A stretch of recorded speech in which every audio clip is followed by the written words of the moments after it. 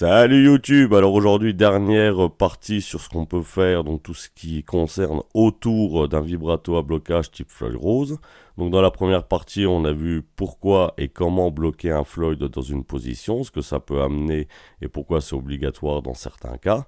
Dans la deuxième partie, on a vu pourquoi donc poser une barre guide corde si l'instrument n'en est pas équipé. Pourquoi aussi souvent c'est totalement inutile, hein, puisque ça vous le retrouverez aussi dans le livre, ça dépend du montage des cordes.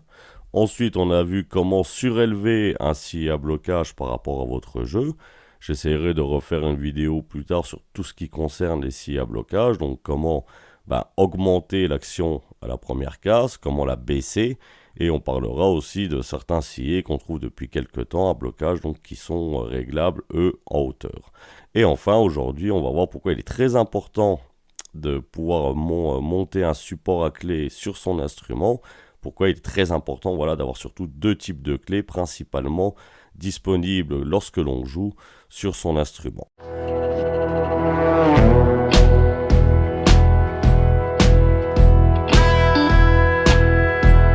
Alors aujourd'hui, on va voir pourquoi poser un support à clé. Donc plus souvent, on va le mettre sur le dos de la tête de l'instrument.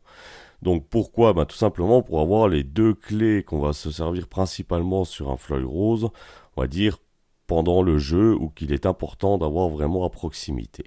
Donc ces supports, ils vont pouvoir avoir donc une clé de 2,5 mm, ça va être pour le changement de corde, donc au dos du Floyd, et ça va être une clé de 3 mm tout simplement pour le scie à blocage, et c'est très important de l'avoir à proximité pendant qu'on s'accorde. Donc le choix souvent il est de la position pure et dure de ce support. Donc il faut faire attention, c'est que les supports généralement ils ont donc une empreinte qui est plus petite puisque comme on a vu il y a une clé de 2,5 et une clé de 3 mm. Donc on va monter les clés dessus, les clés qui souvent sont fournies avec le support. Alors si les clés ne sont pas fournies avec le support, je vous déconseille de prendre des clés de bonne qualité.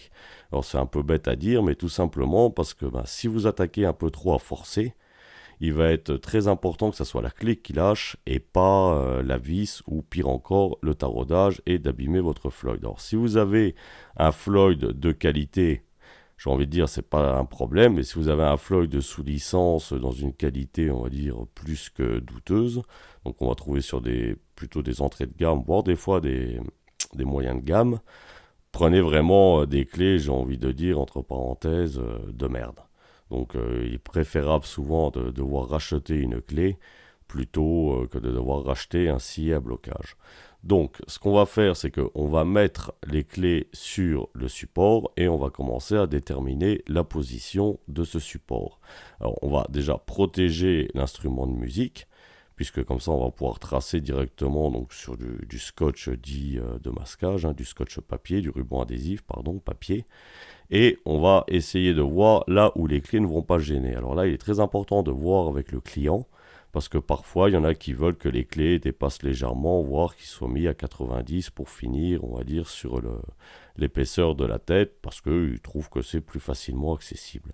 Ça, c'est vraiment un choix personnel. N'hésitez pas à prendre votre temps et essayer de voir où est-ce qu'elle serait le mieux, parce qu'une fois que c'est percé, par contre, c'est fini, on ne peut pas revenir en arrière.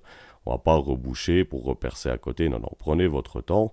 Quitte à prendre du double face à un certain endroit pour vous dire tiens, je le positionne, je me mets en position de jeu, j'essaye de jouer.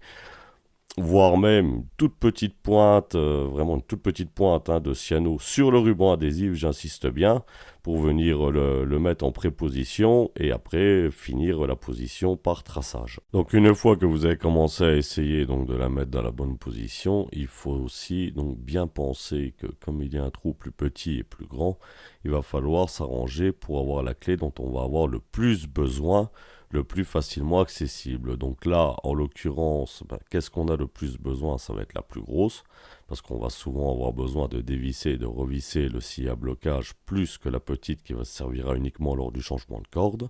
Donc on va la mettre au-dessus, comme bien entendu la tête est à 90, vous pourrez y avoir accès le plus facilement. Vous dévissez la vis du haut, vous sortez facilement la plus grosse. Alors c'est peut-être bête, mais c'est toujours important d'y penser. Ensuite, donc, on a repéré et on va tracer. Donc, si vous avez fait un pré-repérage approximatif, il n'y a pas de problème, vous donnez un petit coup. Vous enlevez votre double face ou vous tirez juste dessus pour enlever un tout petit peu donc cette légère pointe, hein, comme j'ai bien dit, de cyano, et on va essayer de se mettre à peu près à 90 de la tête. Hein. Bon, après, vous pouvez aussi l'incliner, mais essayez vraiment, prenez votre temps pour le placer, vous n'êtes pas à 5 minutes près, essayez de trouver la meilleure solution. Là, c'est vrai que si on avait voulu vraiment faire le puriste, il aurait fallu démonter une ou deux mécaniques pour pouvoir mettre une équerre et pour pouvoir le tracer pile poil. Donc là, je ne l'ai pas fait, j'y étais plutôt à l'œil, mais quand même par quelques mesures. Ensuite, il suffit tout simplement de remettre le support en place et on va faire un petit avant-trou comme d'habitude. Donc l'avant-trou, ben, rien de très spécial. On regarde la taille de la vis, on la mesure, on met le foret qui va bien dessus, on fait notre avant-trou. Alors, comme toujours, c'est très important, faites d'abord le premier avant-trou, mettez la vis en position et faites le deuxième par la suite. Hein. Pareil, c'est pas la peine de se presser, de toute façon le foret, vous n'allez pas le changer, vous allez garder le même. Comme d'une manière générale, les vis sont très petites, on ne peut pas utiliser de mèche à bois parce qu'elles ne seront pas disponibles dans une taille aussi faible. Donc on va prendre tout simplement un foret à métaux et on n'oublie pas les règles d'usage. Avant de visser, on met toujours un peu d'huile ou un peu de graisse sur la vis. Donc rien de particulier pour le percement. On a repéré donc en profondeur comme d'habitude le foret. On fait notre avant-trou en 2 fois, donc on se base sur le support que l'on a. Ensuite, on enlève le support, on finit le perçage jusqu'à la limite donc du ruban adhésif que l'on a mis. On va visser, alors pas la peine de visser trop fort non plus, mais plus ou moins juste pour qu'il soit à peu près bien bloqué. On va ensuite le remettre en bonne position et on va tout simplement faire le deuxième avant-trou. Donc le deuxième avant-trou, même opération que la première, c'est exactement le même foret. On y va, on perce un peu. Ensuite, on va démonter l'ensemble et on finira le percement à cette occasion. Donc ensuite, le support est percé. On va revisser la première et donc la seconde vis que l'on vient de faire et on va mettre les clés en position et vous aurez ainsi accès parfaitement à vos 2 clés, que ce soit pour un changement de corde, donc ce qui est quand même le plus rare, mais surtout pour pouvoir vous accorder correctement. Et ça, vous retrouverez tout dans le livre donc, qui va sortir normalement au 1er avril 2023. Je tiens à dire que à ce jour, ça avance bien. Donc on est le 10 décembre lorsque j'enregistre la partie sonore. Et j'ai reçu hier la mise en page et je dois faire les corrections. Et la semaine prochaine, donc je vais faire les vidéos qui vont accompagner le livre et aussi toutes les photos puisque ça sera un photographe professionnel qui va le faire. Alors c'est long d'avoir un éditeur parce que c'est vrai qu'on m'avait promis quand même plusieurs dates dont la date la plus proche était l'année dernière. Mais après, la qualité du travail sera bien supérieure à ce que moi j'aurais pu faire avec des logiciels de CAO ou de DAO. Je vous remercie.